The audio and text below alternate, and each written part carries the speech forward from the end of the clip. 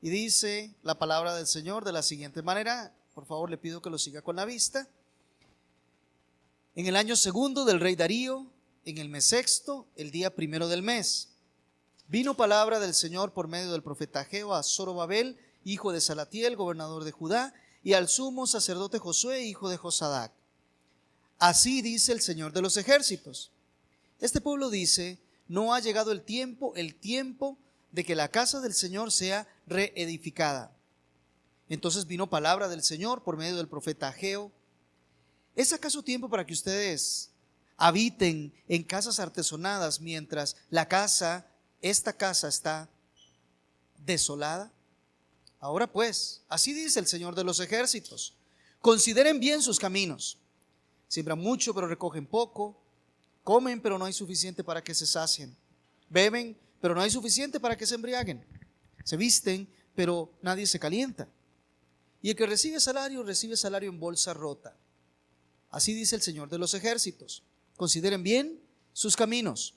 Suban al monte, traigan madera y reedifiquen el templo, para que me agrade de él y yo sea glorificado, dice el Señor.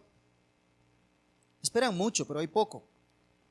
Y lo que traen a casa yo lo aviento. ¿Por qué? Declara el Señor de los ejércitos: por causa de mi casa que está desolada, mientras cada uno de ustedes corre a su casa. Por tanto, por causa de ustedes los cielos han retenido su rocío y la tierra ha retenido su fruto. Llamé a la sequía sobre la tierra, sobre los montes, sobre el trigo, sobre el vino nuevo, sobre el aceite, sobre lo que produce la tierra, sobre los hombres, sobre el ganado, sobre todo el trabajo de sus manos. Entonces Zorobabel, hijo de Salatiel, el sumo sacerdote Josué, hijo de Josadac, y todo el remanente del pueblo obedecieron la voz del Señor su Dios y las palabras del profeta Ageo, como el Señor su Dios le había mandado. Y temió el pueblo delante del Señor. Entonces Ageo, mensajero del Señor, por mandato del Señor, habló al pueblo: yo estoy con ustedes, declara el Señor. Y el Señor despertó el espíritu de Zorobabel, hijo de Salatiel, gobernador de Judá, y el espíritu del sumo sacerdote Josué, hijo de Josadac, y el espíritu de todo el remanente del pueblo. Así que vinieron y comenzaron la obra en la casa del Señor de los ejércitos, su Dios, el día 24 del mes sexto, en el año segundo del rey Darío. Estuvimos viendo la semana anterior, las 2 semanas anteriores, estuvimos viendo cómo es tener las prioridades incorrectas. Ellos comenzaron bien, el remanente regresó y ellos empezaron a hacer la obra que sabían que tenían que hacer. Su prioridad era levantar el templo del Señor. Para eso era que habían regresado. Ciro había ordenado que se levantara ese templo a Jehová Dios. Ciro les había ordenado no solamente ir a todo el que quisiera levantarse e ir, sino que a los que no iban, que les dieran a ellos recursos para que ellos levantaran el templo del Señor. Y Ciro había ordenado también que se les diera de la propiedad del imperio los animales suficientes para que ellos presentaran ofrendas, pero también madera y también los materiales que el templo iba a requerir para levantar. Ellos llegaron con la prioridad de levantar el templo del Señor. Era importante el templo, decíamos la semana anterior, porque el templo siempre ha representado la comunión con Dios.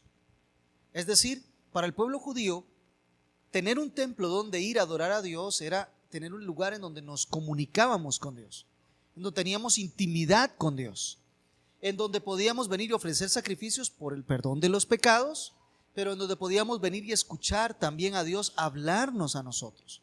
Entonces el templo siempre ha significado un lugar muy importante para el pueblo de Israel, porque es ahí donde había esa comunión. Si no había templo, significaba que no estaban en comunión con Dios.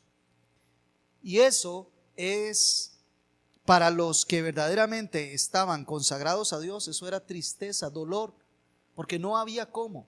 Incluso recordemos a Daniel orando, abriendo las ventanas y orando en dirección a Jerusalén, porque rememoraba o tenía en su memoria, recordaba que allá estuvo en algún momento la casa del Señor. Entonces es el lugar que nos queda para poder tener comunión y encuentro con Dios. El templo en la historia de Israel siempre ha sido uno, un único templo. En realidad, el templo en la historia de Dios con la humanidad siempre ha sido uno solo. Solamente que nosotros lo vemos representado en diferentes etapas. Primero comenzó con un tabernáculo de reunión, ¿se acuerdan ustedes? Un tabernáculo que era movible, que era transportable, ¿verdad? Hecho con cortinas y demás. Luego pasó a ser el templo de Salomón, o el templo construido durante Salomón, el reinado. Luego pasa, cuando es destruido, a ser levantado con Zorobabel, y este es remozado luego por un rey pagano, Herodes. Remoza aquel templo. Pero luego en el año 70, cuando entra el general Tito, todavía no era emperador, era general. Cuando él entra a Jerusalén, destruye por completo todo el templo, y lo único que quedó fue el muro norte, que es el que nosotros hoy conocemos históricamente como el muro de los lamentos. Pero Ezequiel nos habla del levantamiento de un tercer templo, que los judíos van a levantar más adelante. Ahora la pregunta, ¿y eso qué tiene que ver con nosotros? Bueno, una mujer le preguntó a Jesús dónde debía de adorarse, si en Jerusalén donde estaba el templo, o si allí donde ellos estaban, que era el pozo de Jacob, que era el lugar que utilizaban los samaritanos para adorar. Y Jesús le dio una respuesta que nos deja a todos ya ahora sí con una solución completa, ¿verdad? ¿Dónde es que se debe adorar a Dios? A Dios se le adora en espíritu y en verdad en todo lugar. Y a partir de ese momento entendemos que el templo siempre prefiguró la presencia de Dios con el pueblo. ¿Ok? Dios estaba con el pueblo cuando el templo estaba ahí levantado, cuando ellos podían entrar y tener comunión. Ahí estaba el arca de la alianza, ahí estaban los diferentes elementos que iban recordando al pueblo la comunión que tenían con Dios. Hasta que vino uno que literalmente terminó llamándose Dios con nosotros. Ya no un templo físico donde se representara la presencia de Dios, sino literalmente Dios con nosotros. ¿Quién fue ese? Nuestro Señor Jesucristo, quien vino a habitar con nosotros. Y luego cuando Él asciende, Él dice: yo estoy con vosotros, y nos refiere a la persona del Consolador para que habite con nosotros. Entonces entendemos que la dinámica de templo es una dinámica muy amplia porque tiene que ver con la comunión con Dios. Ahora, ellos habían comenzado bien. Decíamos que el libro de Ageo, bueno, estamos hoy centrados en prioridades. Ellos habían comenzado bien. Este primer capítulo lo tenemos dividido en prioridades incorrectas, que fue lo que vimos la semana anterior, prioridades correctas que estaremos viendo hoy, y después las consecuencias de tener prioridades incorrectas y las consecuencias de tener prioridades correctas. Así seguimos, porque así nos la presenta el libro. ¿Ok? Respetuosos de eso.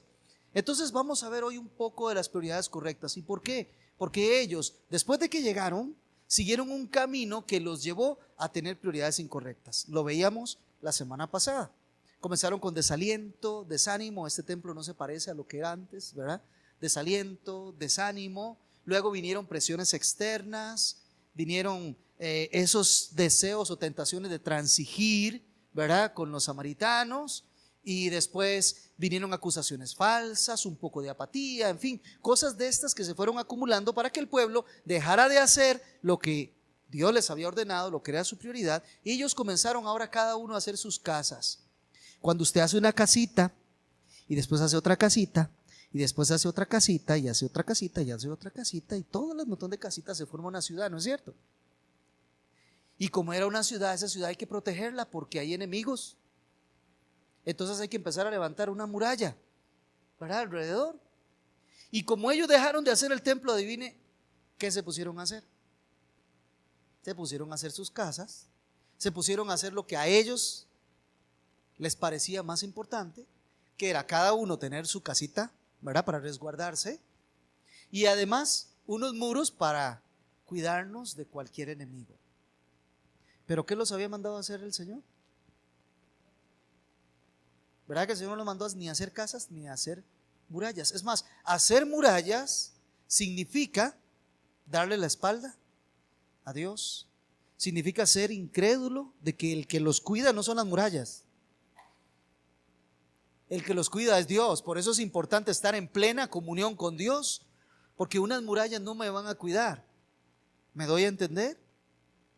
Los seres humanos incrédulos levantan murallas para cuidar sus ciudades. Los creyentes le oran a Dios y sabe que Él los cuida, Él los protege. Por eso era importante el templo, porque había comunión con Dios. No era tan importante la casa donde resguardarse, porque en vano trabajan los edificadores y Jehová no es el que edifica.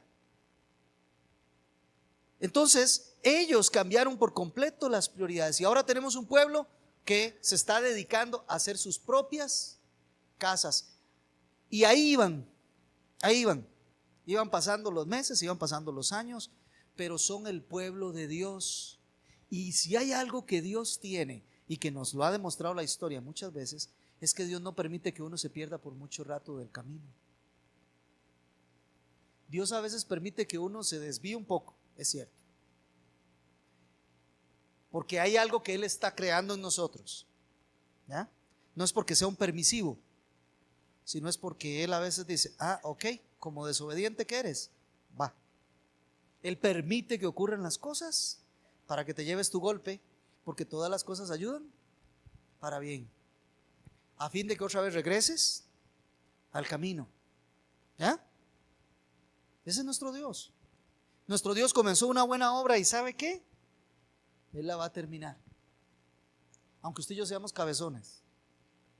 Bueno, y como dice Isaías, por torpe que seamos, vamos a llegar, vamos a encontrar el camino. Así que cuando usted cae en prioridades incorrectas, Dios hace lo suyo para que usted vuelva otra vez. Cuando usted se desvió del camino, Dios hace lo suyo para que otra vez. Y no era diferente aquí. Tenemos un pueblo que ha regresado, tiene que levantar el pueblo, el templo, pero ellos no hacen caso y comienzan cada quien a buscar lo suyo. Entonces Dios dice, ok, voy a traerlos de regreso. Y Él es el que comienza a obrar y comienza a trabajar. Ok, vamos a Esdras. Mientras usted va a Esdras, recuerde, la prioridad del pueblo era construirle casa a Jehová en Jerusalén, en Judá. Edificar casa al Señor, al Dios de Israel. Todos debían de ayudar en esta obra. Pusieron sus manos a la obra. Esdras capítulo 1, Esdras capítulo 2, Esdras capítulo 3 nos dice que ellos iban trabajando a todo full, pero comenzaron en aquel camino que vimos la semana pasada. Bueno, cambiaron sus prioridades y ahora están construyendo sus propias casas, no la casa de Jehová de Jerusalén, ¿verdad? Ahora tenían una excusa que acabamos de leer según Ageo. No ha llegado el tiempo de la casa o de construir la casa del Señor. Pero ellos sí tenían buenas casas. Ahora tenían buenas casas, pero no podían disfrutarlas, porque no tenían alimento, porque no tenían abrigo, porque no les saciaba. Entonces Dios les permite que cumplan los deseos que ellos tenían, pero aún así les quita el gozo, les quita la complacencia, les quita la satisfacción, para que ellos vean que aún alcanzando lo que ellos buscan, eso no satisface el corazón. Bueno, ¿qué hizo Dios cuando el pueblo cambió sus prioridades? Dios no estaba impávido. Dios estaba viendo desde el cielo y dice, este es el pueblo mío, que es cabezón, que es duro, pero pueblo rebelde y contradictor, dice las escrituras. Pero Dios empieza a mover. Vamos a leer qué es lo que hace que Dios se mueva. ¿Qué es lo que hace que Dios se mueva en favor de su pueblo, para traer a la comunión a su pueblo otra vez? Lo único que hace que Dios se mueva es que Él es bueno y para siempre su misericordia. Él no va a dejar que te pierdas para siempre. ¿Ya? Porque eres suyo. Porque Él es bueno. Porque su nombre está de por medio. Si en verdad has nacido de nuevo, si en verdad eres de Cristo, si en verdad le perteneces, puede ser que de pronto te fuiste un poco del camino, pero el Señor te va a traer. Porque eres un producto de Él. Porque eres un trabajo de Él. Porque eres una obra de Él. Él no te va a dejar que te pierdas del todo. Puede ser que caminaste un trozo del camino equivocado, pero Él te va a traer otra vez, porque Él es celoso. Su nombre está de por medio. ¿Ya? Porque Dios es bueno y para siempre su misericordia. ¿Cómo intervino? Bueno, alguien llegó ya a Esdras, entonces vaya por favor al capítulo 4. ¿Se acuerda de los samaritanos, los enemigos, los que habían venido a decir nosotros también queremos ayudar a construir y todo lo demás? Por cierto, la mujer que habló con Jesús era samaritana. Entonces, estos hombres, cuando les dijeron, no, ustedes no tienen parte con Dios ni con nosotros, estos hombres comenzaron a buscar lo posible, toda artimaña necesaria para obligarlos a que ellos dejaran de construir. Pero dejaran de construir, ya vamos a ver cuál obra. ¿Qué dice Esdras capítulo 4, versos 5 y 6? Ok, estos hombres empezaron a enviarle mensajes al rey desde Ciro, que había dado la orden. Incluso todo ese tiempo y los reyes que pasaron hasta el rey Darío, que es en el año segundo cuando ellos retoman la obra, ellos empezaron a mandarle cartas y notas a los reyes diciendo, mire, está pasando esto, y acusándolos y molestándolos y todo. Incluso dice, cuando el rey Asuero también subió, ellos también le enviaban notas, mensajes. Los enemigos le decían al soberano de Persia, le decían, estos están haciendo una obra, esta obra no es conveniente, ellos lo están haciendo, acusándolos. Pero lo que no saben esos enemigos es que ellos lo único que están haciendo es peones en el tablero de Dios. Dios es el que está motivándolos a ellos a acusar a los judíos. Note usted a Dios trabajando en su soberanía. Ellos pretenden hacerle un mal al pueblo judío, pero no se dan cuenta que es Dios el que está con esto, empezando a mover sus hilos para que el pueblo judío regrese a las prioridades correctas. Ahora los usa para escribir una carta específica al rey. ¿Qué nos dice ahí el verso 7? Ok. ¿Vieron? Ahí hay nombrecitos para quienes vayan a tener hijos. ¿Mitri qué? Bueno, ese. Ahí hay nombrecitos para los que van a tener hijos. Estos hombres le escribieron a Artajerjes, no se vaya a confundir, no es el Artajerjes de Nehemías, ¿ok? No se vaya a confundir, no es el Artajerjes de Nehemías, y el Asuero que aparece ahí no es el Asuero de Esther, son otros. Recuerde que esos eran títulos de reyes, no nombres, ¿ok? Muy bien, no se confunda. Le escribieron una carta y ¿sabe qué es lo interesante de esta carta? Porque ya le mandaban notas todo el tiempo. Esta carta sí dio resultado. Pero esta carta está escrita en arameo, que era la lengua que hablaban en esa región. El libro de Esdras, a partir del siguiente versículo, es decir, del 4:8, y hasta el capítulo 6, si no recuerdo, 6, 20, 22 por ahí, toda esa parte de ese libro está escrito en arameo. Es un tema interesante, no está escrito en hebreo, sino en arameo.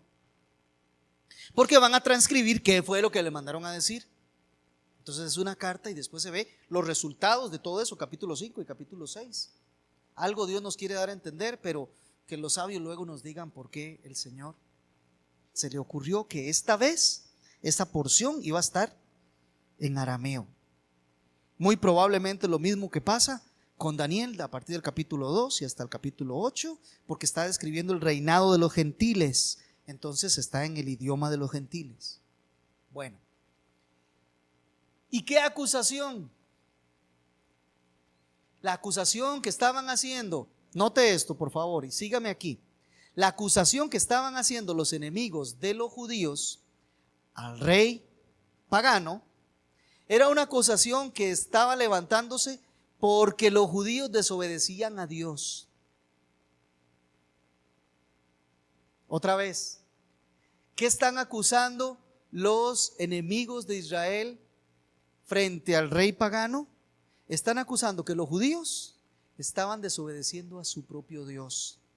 Note la acusación, versos 11 y 12. Alguien que me ayude. Del capítulo 4 siempre. ¿Se da cuenta la acusación que les hacen? ¿Vieron la acusación? Están acusando a los judíos de que ellos están desobedeciendo a Dios. Porque Dios los había mandado a construir ¿qué? El templo. ¿Y qué es lo que estaban construyendo? La ciudad y las murallas. ¿Se da cuenta la diferencia? La acusaron con Artajerjes de que ellos estaban desobedeciendo a Dios. ¿Se da cuenta cómo Dios está moviendo los hilos ahí alrededor? Cómo Dios está usando todo porque Él es el Dios de los ejércitos. Entonces todos los ejércitos están a su disposición para hacer lo que Él dice. Ellos estaban construyendo las ciudades, cada quien sus casitas y entonces sus ciudades y una muralla alrededor para defenderse de los enemigos. Desobedeciendo abiertamente a Dios, desobedeciendo a Ciro. Ciro les había dicho vayan y construyan el templo, pero ellos no estaban construyendo el templo, estaban construyendo sus casas y estaban construyendo sus ciudades y estaban levantando sus murallas. Dejaron por completo a Dios, no les interesó la comunión con Dios, no siguieron con el templo, sino que cada quien a buscar su propia casa y su propia protección de su propia mano. ¿No nos pasa eso a nosotros? Pregunto. ¿No nos pasa eso a nosotros? ¿No andamos buscando nuestra propia protección nosotros? ¿No estamos construyendo nosotros nuestras propias casas? En vez de recordar que el Señor es el que nos guarda, el Señor es el que nos cuida. Él es el que está alrededor de nosotros y nos defiende. El ángel de Jehová está a nuestro alrededor y nos defiende. ¿Ve la diferencia entre tener una plena comunión con Dios y tratar de jugármela solo? ¿Cuál requiere más fuerzas? ¿Cuál requiere más inversión de energías? ¿Cuál requiere más preocupaciones? ¿Cuál requiere más problemas? ¿Cuál requiere enfrentar más situaciones difíciles? Dejarse abandonar a la buena gracia de Dios para continuar alabando y glorificando su nombre sin importar lo que esté pasando, o empezar a ver yo cómo me agencio las cosas que Dios me dijo que Él me iba a dar. No es cierto. Buscad primeramente el reino de Dios y su justicia, y estas cosas serán añadidas. Ya le digo, ponerse a levantar una muralla es como decir, nuestro Dios no nos podrá proteger, tenemos que ver cómo hacemos nosotros para protegernos nosotros. Y la acusación que les hacen los enemigos, ¿cómo se llamaban? ¿Mitriqué? Bueno, ese y otros más acusan con Artajerjes que ellos están levantando la ciudad y la muralla. Bueno, y sabemos que además les dicen otras cosas, como que esa ciudad es muy rebelde, y es cierto, es muy rebelde, vea lo que está haciendo, no le obedece a Dios. Y entonces le mandan ese mensajito. ¿Cuál es el resultado? El rey dispuso que la obra en que estaban ocupados debían de parar. Capítulo 4, verso 21. ¿Qué mandó a decir Artajerjes? Algunos exégetas confunden un poquito acá este tema y creen que la orden de Artajerjes de cesar la obra era una orden que iba en contra de la orden anterior de Ciro. Pero ya cuando la vemos bien nos damos cuenta que no es cierto. La orden de Ciro es vayan y levanten el templo a Jehová. La orden de Artajerjes es no construyan sus casas ni su muro. Así que no hay un problema entre la orden de Artajerjes y la orden de Ciro. Es decir, ellos no podían justificarse que dejaron de construir la casa de Jehová por orden de Artajerjes, porque no es cierto. Artajerjes nunca dijo dejen de construir el templo a Jehová, nunca lo dijo. Simplemente dijo dejen de construir sus casas, dejen de construir su muralla. Eso no estaba dentro de la orden que había dado Ciro.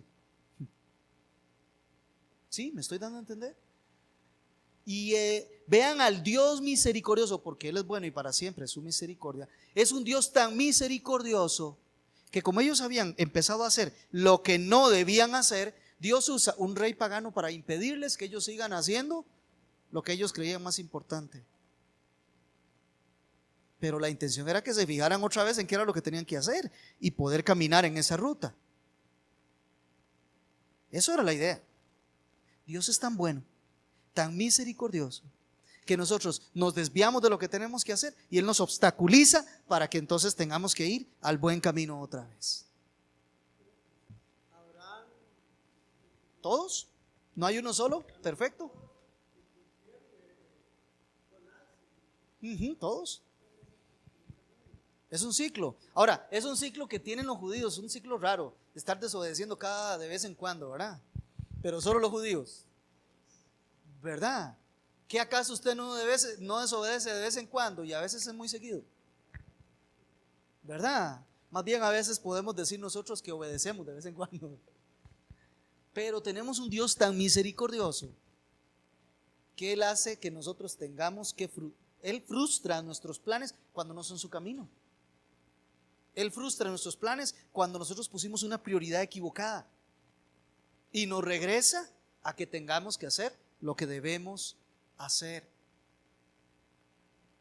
La obra de reconstrucción de la ciudad y los muros fue suspendida, eso es lo que nos dice en el 4:24, y Dios detuvo al pueblo de continuar con prioridades erradas, en desobediencia. ¿Qué está haciendo Dios? Está empezando a intervenir en medio de su pueblo para orientarlo hacia el camino correcto.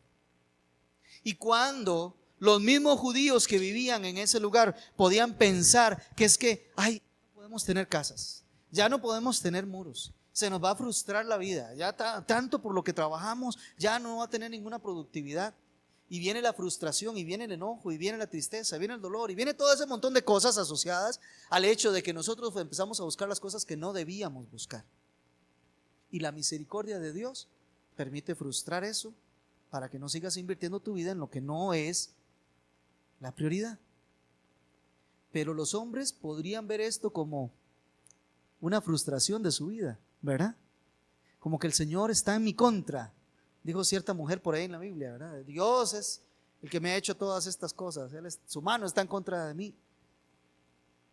Este tipo de cosas no es que Dios le place amargar la vida de los creyentes, es que Dios le place que la vida de los creyentes sea una vida de santidad, una vida de obediencia, una vida de productividad en la causa de Cristo, no desperdiciada en las cosas del mundo. Y por eso lo frustra. Y es bueno preguntarnos, ¿será que a veces nuestra frustración es porque estamos buscando lo que no es? Y la grande misericordia de Dios es frustrar para que no llegues hasta el final. O como alguien ha dicho por ahí, la peor forma que de pronto Dios trata al incrédulo, al impío, es dejarlo que cumpla todo lo que quiere. Todos los caprichos que quiere en la vida, que llegue al final y al final se dé cuenta que de nada vale al hombre ganar el mundo entero y perder su alma. Entonces aquí vemos a un Dios misericordioso, un Dios que es bueno con su pueblo. Así que cuando Dios te frustre algún proyecto de vida, alguna cosa, no te enojes con Él. No creas que es que Dios es malo contigo, al contrario, es bueno. Es grande en misericordia y está buscando que otra vez orientes tu vida a las prioridades de Él. Y usted me va a decir, hermano, ¿por qué usted saca esas conclusiones de ahí? Porque Pablo nos dice que las cosas que se escribieron antes para nuestra enseñanza se escribieron, para que aprendamos nosotros y no caigamos en lo mismo, sino para que estamos estudiando el texto bíblico. Aprender historia no tiene como tanta gracia en sí misma, pero cuando esa historia me habla a mí, cuando esa historia tiene que ver conmigo, entonces ahora las cosas toman la dimensión que tienen que tomar. Y Dios usó, adivina quién, a Ageo y a Zacarías para profetizar al pueblo. Alguien me ayuda con el verso primero de Esdras 5. Amén. ¿Se da cuenta aquí donde entronca entonces la historia en Esdras con la historia en Ageo? Esdras registra que cuando comenzaron a profetizar Ageo y Esdras, el pueblo comenzó a escuchar la voz de Dios otra vez. ¿Cuál voz estaban escuchando durante 16 años? La voz propia. ¿Por qué? Porque estaban buscando cada quien lo suyo. Pero hubo un momento donde Dios dijo: hasta aquí, ya, ¿verdad? Ahora tienen que escucharme a mí. Y Dios interviene y comienza a hablar al pueblo, y el pueblo comienza a reaccionar. ¿No nos hace falta muchas veces escuchar la voz de Dios más que la de nosotros? ¿No es cierto que nos vamos por el mal camino por escuchar la voz de nosotros o las de otros, en vez de escuchar la voz de Dios? Bueno, aquí comienza el proceso de Dios. Él comienza a intervenir. Dios habla primero a los líderes. Ya la hermana no leyó Esdras 5:2. Y además Dios llama al pueblo a reflexionar sobre su camino. Ahí leímos hace un rato Ageo capítulo 1, versos del 1 al 6, cuando Dios les dice: reflexionen. Así dice el Señor. Bueno, el llamado a la reflexión está desde el verso 3. Vino palabra de Jehová, del Señor, por medio del profeta Ageo. ¿Es acaso tiempo para que ustedes habiten en sus casas artesonadas mientras esta casa está desolada?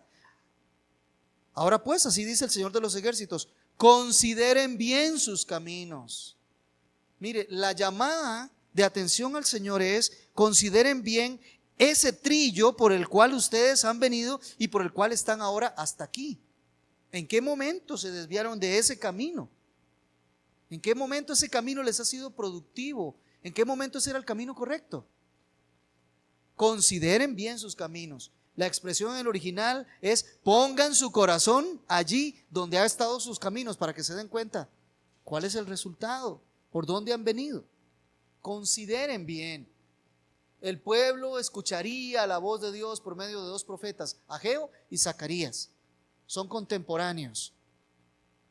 El pueblo volvería a la obediencia desde sus líderes. Dios dice: levantó a Zorobabel y levantó a Jesúa, y después todo el remanente del pueblo, y empezaron a hacer otra vez lo que debían hacer. Es decir, se pusieron en la prioridad correcta.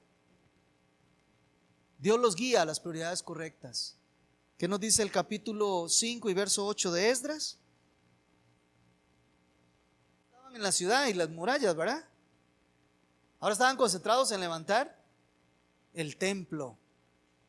Pasaron 16 años perdiendo el tiempo. Pasaron 16 años dedicados a sí mismos y no sacaron ningún provecho de nada. 16 años perdidos. No escuchaban la voz de Dios, no hacían la obra de Dios, y lo que ellos iban haciendo resultaba en frustración. Otra vez, amados hermanos, es que en cada detalle el Señor nos va llamando la atención. ¿Cuántos años llevas haciendo lo que a ti te agrada y son años perdidos? ¿Cuánto tiempo te ha llevado el estar en el camino incorrecto hasta que Dios te tenga otra vez para que empieces a hacer lo que debías hacer? Desde hace mucho tiempo sabías que lo tenías que hacer, pero preferiste perder años de tu vida en algo que te terminó dando puras frustraciones. ¿Se da cuenta lo que pasa? Ellos tenían materiales, tenían animales para sacrificios, tenían el favor del rey, y 16 años perdidos haciendo nada, viviendo cada quien por lo suyo. ¿Sí? El Señor levantó el espíritu de Zorobabel y el espíritu de Jesúa y el espíritu del resto del pueblo para regresar al camino otra vez. Por supuesto, lo estamos viendo, es una obra de Dios. Dios intervino, porque el hombre en su necedad continúa su camino por sí mismo. Pero recuerde, la primera vez cuando ellos vinieron, cuando retornaron por primera vez y llegaron, Dios había levantado el espíritu de ellos para que vinieran a trabajar, y se habían puesto a trabajar. Pero ¿cuál fue el problema? Que quitaron su mirada de Dios. Comenzaron a poner su mirada en los pocos recursos que tenían, comenzaron a poner su mirada en que había enemigos, comenzaron a poner su mirada en que no tenían casa, comenzaron a poner su mirada en esas cosas, y poco a poco se desviaron. Por eso vimos el camino que nos lleva a tener las prioridades incorrectas y cómo Dios interviene para que otra vez regresemos. Y claro que Dios es el que pone el querer como el hacer por su buena voluntad. Estamos totalmente de acuerdo, pero el versículo anterior a ese nos dice algo así como que ocupados en vuestra salvación con temor y temblor, porque Dios es el que pone en vosotros el querer como el hacer. O sea, hay una exhortación: ocúpese en las cosas de la salvación, ocúpese en las cosas de la vida eterna, ocúpese en esto. Hay un llamamiento, hay una exhortación, porque es Dios el que pone el querer como el hacer. Si ya eres un hijo de Dios, si el Espíritu de Dios vive en ti, ya Él puso el querer. Ya en ti vive el querer, ahora falta el hacer. Y por eso vamos a ver hoy cuál es el camino que podemos seguir nosotros para desligarnos de las prioridades incorrectas y volver a la prioridad correcta. Sí, bueno, hay que corregir algunos detalles por ahí, pero vamos a ver, es cierto que Dios no fue que lo desapareció. La Biblia nos dice que Dios enterró el cuerpo de Moisés en el monte, en un lugar en donde nadie lo sabe. Eso es cierto. Que probablemente la Biblia no nos dice. Uno de las conclusiones que sacamos, que han sacado algunos de por qué ocurrió eso, es porque es cierto, el corazón del hombre es idolátrico, y eventualmente, si sabían dónde estaba el cuerpo de Moisés, pudiera hacer que el pueblo se pusiera a hacer un altar ahí y lo idolatraran. En ningún momento la Biblia dice que lo hubieran idolatrado antes de morir. O sea, nunca dice que ellos, sí dice que eran idólatras. Entonces, algunos concluyen eso, pero la Biblia no es enfática en eso, así que no lo podemos afirmar que así es, ¿verdad? Y por otro lado, sí, hubo una disputa del cuerpo de Moisés, y otra vez, algunos caen en que esa es de pronto la razón por la cual Satanás y no es Gabriel, sino Miguel, lucharon por el cuerpo de Satanás. Eso es cierto también, pero otra vez no especulemos donde la Biblia no dice. Donde no dice, nosotros nos llegamos hasta donde la Biblia dijo, hasta ahí. Pero es cierto el hecho que el hermano enfatiza, y es que el corazón humano es idolátrico, totalmente. Y no está mal, le voy a decir por qué. Y eso que Calvino dijo que el corazón era una fábrica, y no porque lo diga Calvino, ya Dios lo había dicho hace mucho tiempo. Porque fuimos creados para adorar. Por eso no está mal, porque nosotros fuimos creados para adorar a Dios. ¿Cuál es el problema? Adoramos a cualquier cosa menos a Dios, y ahí nos volvemos idólatras y hasta ególatras cuando nos adoramos a nosotros mismos. Entonces, el detalle es que el Señor nos vuelve a que quitemos todos esos ídolos y pongamos nuestra adoración exclusivamente en Él. De eso se trata la conversión, básicamente. Que regresemos a adorar al único Dios vivo y verdadero. Pero a lo que nos entronca acá es que es cierto, el corazón está siempre inclinado a desviarse. Entonces, ¿qué vas a hacer? ¿Vas a seguir tu corazón o vas a seguir al Espíritu Santo de Dios que mora en ti, que es celoso y que te dice: ese no es el buen camino, eso que estás haciendo está mal? Y el Espíritu Santo usa algo que todos nosotros tenemos, que se llama conciencia, para decirnos: eso está mal, ese no es el camino. Y ahí es donde te toca decidir qué vas a hacer. ¿Seguir a Dios? ¿Seguir el Espíritu Santo que te está diciendo? ¿O vas a seguir tus impulsos? Esta gente siguió sus impulsos y Dios estaba desde el cielo viendo lo que estaba pasando.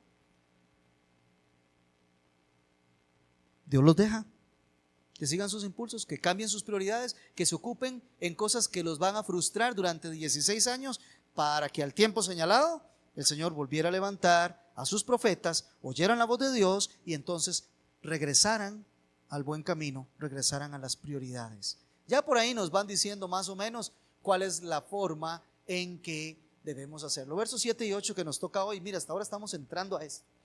Dice el verso 7 y 8 del primer capítulo de Ageo: así dice el Señor, el Señor de los ejércitos. ¿Recuerdan esto, verdad? El Señor de los ejércitos implica el que es el dueño de todo lo que existe en el cielo, en la tierra, debajo de la tierra y en el mar. El que tiene a su disposición las masas de personas, de animales, de cosas para cumplir sus propósitos. El Dios de los ejércitos es el que usa todo lo que tiene a su disposición para que sus propósitos se cumplan. El Dios de los ejércitos dice: consideren bien sus caminos, suban al monte, traigan madera, reedifiquen el templo, para que me agrade de él y yo sea glorificado. Y reitera: dice el Señor. Miren qué bonito ese sándwich que nos dan ahí, ¿verdad? Así dice el Señor de los ejércitos. Nos dice que dice y termina: así dice el Señor, para que nosotros tengamos claro que no fue Ageo el que habló, fue el Señor el que habló, con la autoridad de ser Jehová de los ejércitos, el que creó los ejércitos del cielo, los ejércitos de la tierra, los ejércitos del mar, y que los tiene a su plena disposición. Toda autoridad. Este es el que está hablando, Jehová de los ejércitos. ¿Y qué les dijo?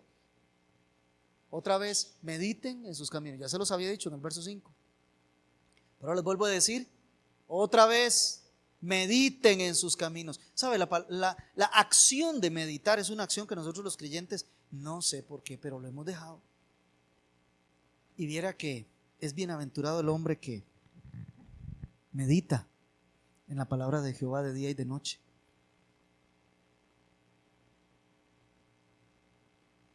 Debemos de meditar en el libro del Señor, porque a eso le dijeron, al que le dijeron también: esfuérzate y sé valiente. Meditar es aquella acción que hace que mi pensamiento se ponga en línea con lo que Dios está diciendo. No es la meditación trascendental, ¿verdad? Que por ahí dicen algunos: póngase a buscar ahí, a meditar, a ver a donde lo quiera llevar su mente. No, yo le digo a mi mente: mente, vamos por aquí, por donde Dios dijo, y vamos a meditar en esto. ¿Leíste el texto bíblico? Meditas en él. Aquí le está diciendo: mediten en sus caminos. ¿Qué les ha producido? ¿Qué les ha traído? Esos caminos eran los que yo les había dicho 16 años atrás, bueno, 18 años atrás. Ese era el camino que yo les había señalado, yo les había marcado. Mediten, piensen. Para meditar hay que sacar el tiempo. Para meditar hay que apagar el teléfono, la televisión, y apagar a los vecinos, y apagar al esposo y la esposa, y apagar a los hijos, y que nadie me hable, para que mi mente se concentre en la meditación. No se medita rapidito, se medita con tiempo. Por lo menos en el verso 5 y luego otra vez en el verso 7. Mediten cuando habían caminado mal, ahora mediten cuando van a caminar bien. Medite. Suban al monte, traigan madera, empiezan a reedificar la casa, y pondré en ella mi voluntad y seré glorificado, dice el Señor. O sea, las acciones son: primero, para regresar a las prioridades correctas, oiga la voz de Jehová de los ejércitos. Eso es lo primero que tienes que hacer. Andas por el mal camino, detente, escucha la voz de Dios. ¿Cómo regresamos de las prioridades incorrectas a las prioridades correctas? El primer paso: escuche la voz de Dios. Mientras siga escuchando su voz o la de los demás, va a seguir estando perdido, va a seguir estando frustrado, va a seguir obteniendo la misma frustración de sembrar mucho, recoger poco, en fin, todas estas cosas. Deténgase, escuche a Dios, no al pastor. Escuche a Dios ahí en su palabra. Ahí es donde está la voz de Dios. Como decía John Piper, ¿quiere escuchar audiblemente la voz de Dios? Lea la Biblia en voz alta. ¿Eh? Segundo, medite bien. Medite sobre sus caminos. Porque lo que haces es comparar lo que Dios dice con la forma en que tú has vivido y a ver dónde es que está el problema. El problema nunca está en la voz de Dios.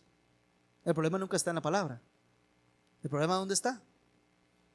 En nuestros caminos. Por eso lloraba el pueblo cuando Esdras leía en voz alta la palabra de Dios. Y dice la Biblia que cuando terminó de leer, todo el pueblo lloraba. Porque comparaban su vida con lo que Dios exigía y decía, estamos fuera de la voluntad de Dios. Tenemos las prioridades incorrectas. Estamos mal. Compagine lo que Dios dice con su forma de vida y verifique dónde es que están los problemas. Y tercero, suban al monte, traigan madera y reedificar la casa. Por supuesto, no vamos a ir al monte, ¿verdad? Ponernos a cortar madera ahora y empezar a reedificar una casa. Esa no era la tesis. Vamos, en el contexto, ellos tenían que ir a buscar la madera que no había en Judá, en Jerusalén. Ahí no había, tenían que ir a los montes a ir a buscar la madera. Recuerda que cuando se fueron con el rey Ciro, tenían una carta que les decía, proporciónenles la madera. Ahora ya no es proporciónenles. Ahora vayan ustedes a buscarla, a cortar los arbolitos, a cerrar los árboles, a hacer los tablones y tráiganlo. Vayan a cortar madera y reedifiquen la casa. Es decir, dicho de otra manera, póngase a hacer lo que debían hacer desde hace mucho tiempo. Retomen las ocupaciones en las que Dios quiere que usted se ocupe. Después de reflexionar, después de meditar, ahora sí comience a obedecer. Porque nadie obedece así solo porque hay que hacerlo. No, medite un poco, interiorícelo, profundícelo en su corazón, haga lo suyo y comience a obedecer a Dios. Y cuando esto ocurra, Dios dice, yo pondré mi voluntad en esta casa, que es producto de obediencia, que es producto de esfuerzo porque tuvieron que ir a traer la madera. Y por eso, como se empezaron a ocupar en eso, ya no se ocupan en la ciudad, ya no se ocupan en las murallas, sino están ocupados en levantar la casa al Señor. Y yo seré glorificado. Al final de cuentas, esta es la meta a la que tenían que apuntar desde el principio. La gloria de Dios. ¿Para qué fue creado el hombre? Para glorificar a Dios y disfrutar del proceso de glorificar a Dios. Disfrutarlo a Él. Eso es para lo que fuimos creados. Amados hermanos, el templo representa la adoración que nosotros levantamos a Dios. Y eso es lo primero que tiene que ser levantado en su casa, en usted. Lo primero es la adoración a Dios en los términos de Dios. No es que yo adoro a Dios a mi modo, no, en el modo que Él exige ser adorado. Ame a Dios en la manera que Él dice que debemos amarlo. No se ama a su gusto ni a su manera, se ama a la manera de Dios. Se adora a la manera de Dios. Se obedece a la manera de Dios. Y entonces Él va a mostrar ahí su voluntad para que ya dejemos de caminar por rutas erradas y agreguemos frustración. Él va a mostrar su voluntad y recibirá gloria de un pueblo que se está dedicando a adorar y a glorificar a Dios como Él lo ha pedido. Pero nótese, sus esfuerzos, ir a cortar la madera, traerla, requería el día, ¿no? Requería trabajo, requería fuerza. Y el Señor dijo que si no lo amamos con todas nuestras fuerzas, entonces no lo estamos amando como Él dice. Con todo el corazón, había que volver el corazón al Señor. Con todas nuestras fuerzas, con todo nuestro corazón y con toda nuestra mente. Medite para que la adoración al Señor se levante como debe ser. Y qué bonito un domingo cuando la gente viene y en vez de, cuando viene la música, en vez de cantar, empieza a adorar a Dios. ¿Se da cuenta? Aquí no venimos para ser cantores. Aquí venimos a adorar a Dios. Y lo hacemos a través de la música y el canto, sí, pero eso es un medio. No es el fin, no es el propósito. ¿Quiere verlo resumido? Uno, escuche la voz de Dios para regresar a las prioridades. Escuche la voz de Dios, medite sobre su camino. obedezca, esforzados y valientes obedezcan, y entonces pueden escuchar y seguir la voz de Dios y buscar su gloria. Déjenme decirles algo. En el capítulo 5 de Esdras, vemos que ellos comienzan a hacer lo que Dios dice y los enemigos se vuelven a levantar. Y los enemigos vuelven a mandarle al rey una carta diciendo que los judíos estaban reedificando, pero esta vez no le dicen al rey qué está reedificando. Y qué curioso, esos enemigos son bandidos, ¿verdad? Astutos. Esta vez no le dicen al rey que está edificando el pueblo, para que el rey tenga la impresión de que ellos son unos rebeldes y que no están escuchando la voz de autoridad. Pero como ellos tenían que acusar a alguien, ellos van y le preguntan al pueblo: ¿quiénes están reconstruyendo? Y ellos le dicen: todo el pueblo. Bueno, pero ¿quién dio la orden? Todo el pueblo. Todos nosotros estamos obedeciendo a nuestro Dios. Y díganle al rey, ya que nos van a acusar, que nosotros estamos levantando el templo que nos autorizó Ciro que levantáramos. Y ellos mandan la nota en esos términos. Y es cuando Darío manda a decir: no detengan esa obra. Qué diferencia, ¿no? ¿Verdad? Dios es bueno. No detengan esa obra. Es más, provéanle todo lo que necesitan para que terminen esa obra. Todo lo que ellos necesitan. Entonces ya no tendrán que subir al monte, ya les van a traer la madera, ¿verdad? Todo lo que necesitan, y los impuestos no se los cobren. Y ustedes que están mandando acusarlos, no se acerquen ahí. Pasen para acá del río y déjenlos a ellos ahí solitos. Ese es Dios actuando en favor de su pueblo. Ese es un Dios lleno de misericordia. Dios es bueno. Ahí está mi camino. Ahí está mi camino. Escuchemos la voz de Dios. Meditemos cómo ha sido nuestro caminar y pasémonos al lado de la obediencia esforzada, valiente. Aunque los enemigos se levanten, vamos a hacer lo que Dios dice. Encontraremos la voluntad de Dios y seguiremos dándole a Él la gloria. ¿Qué cosas te impiden a ti tener las prioridades correctas? Yo solo puse algunas, pero medite usted, porque no vale la pena esto sin que meditemos cuando nos han ordenado que meditemos. ¿Qué cosas te impiden a ti tener las prioridades correctas? Dedicarte a lo que te tienes que dedicar. Yo apunté algunas. Mire, entre ellos habría mucha negligencia, no querían hacer lo que Dios decía. Pereza.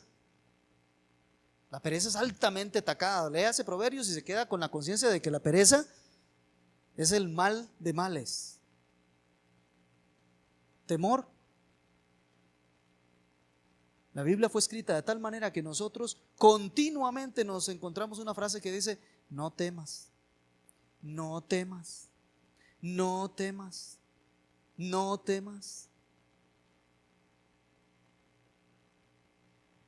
Isaías 41:10, por ejemplo. No temas, yo soy tu Dios, yo soy el que te esfuerzo, yo siempre te sustento con la diestra de mi justicia. No temas. No temas.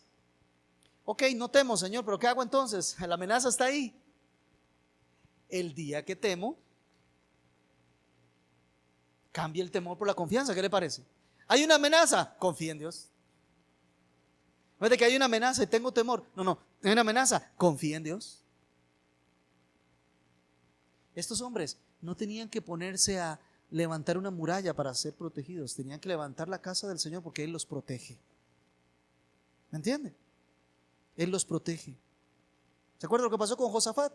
Solo adórenme. Nada más, adórenme. Y Él los defendió. Es que así es Dios. Adorémosle y Él nos defiende. Seamos obedientes y Él será glorificado. Él nos mostrará su voluntad. A veces la apatía. Eso se da mucho en las iglesias, ¿saben? Pocos son los manos para trabajar, y Jesús lo sabía. Pocos son los obreros y la mies es mucha. Hay que estar rogando al Señor de la mies para que envíe más obreros. Hay muchas manos, hay muchas personas con fuerza, con tiempo, con disposición, pero ¿cómo cuesta a veces? La apatía. Ahora agreguen los suyos. ¿Qué cosas le impiden a usted tener prioridades correctas? Medítelo usted. Más, te pregunto, ¿harás lo que es necesario para regresar a esas prioridades correctas? Si alguien te pregunta y te dice, ay, es que me perdí en el camino, ¿cómo hago para regresar? Fácil. 4 cosas tienes que hacer. Escucha la voz de Dios, medita en tus caminos, obedece al Señor valientemente y vas a ver la voluntad de Dios, vas a glorificar a Dios haciendo eso. ¿Ve? Ahí está el camino. Pero digamos que no es otra persona, digamos que es usted, digamos que soy yo. Harán lo necesario, haremos lo necesario para regresar a la prioridad correcta. Si decimos que somos hijos de Dios, queremos glorificarle en todo y queremos hacer su voluntad, escuchemos a Dios, meditemos en nuestro caminar y pasémonos del lado de la obediencia. Nuestro Señor, gracias, porque tú eres bueno y para siempre tu misericordia. No dejaste a los judíos del año 538 y no nos dejas a nosotros tampoco, porque tú eres el mismo ayer, hoy y siempre. Y aún cuando nosotros somos infieles, tú permaneces fiel. Nos vuelves hacia ti, aún cuando ya hemos perdido 16 años, o 20, o 30, o apenas 2, tú nos vuelves al camino. Gracias porque podemos alcanzar esta sabiduría que no es de nosotros. Gracias por permitirnos, Señor, entender que tenemos un camino para regresar a la correcta adoración, para regresar a levantar el templo de alabanza que somos cada uno de nosotros delante de ti. Gracias por ayer hacernos entender de dónde provienen muchas de nuestras frustraciones, tristezas, decepciones. Al meditar en eso nos damos cuenta que te hemos fallado y de verdad necesitamos que nos perdones. Necesitamos, Padre, que nos perdones del pecado de alejarnos, del pecado de la apatía, del pecado de la transigencia, de la pereza. Por favor, perdónanos, límpianos de eso y que sin excusas de verdad podamos obedecer tus mandamientos. Ahí veremos tu voluntad, ahí veremos tu gloria. Ese es nuestro centro. Anhela nuestro corazón estas cosas. Ayúdanos, Señor, a que las fuerzas y la mente también vayan en ese mismo sentir. Pedimos que sigas corrigiéndonos, por favor, Señor. La conformidad contigo es lo que deseamos. Sabemos que el sacrificio perfecto ya fue entregado y ahora nosotros podemos acercarnos confiadamente delante de tu trono. Ayúdanos a experimentar esto con la profundidad de nuestro ser para que sea una realidad y para que ahora en adelante, Señor, sepamos cómo es que debemos vivir. Así oramos en el nombre de Jesús. Amén.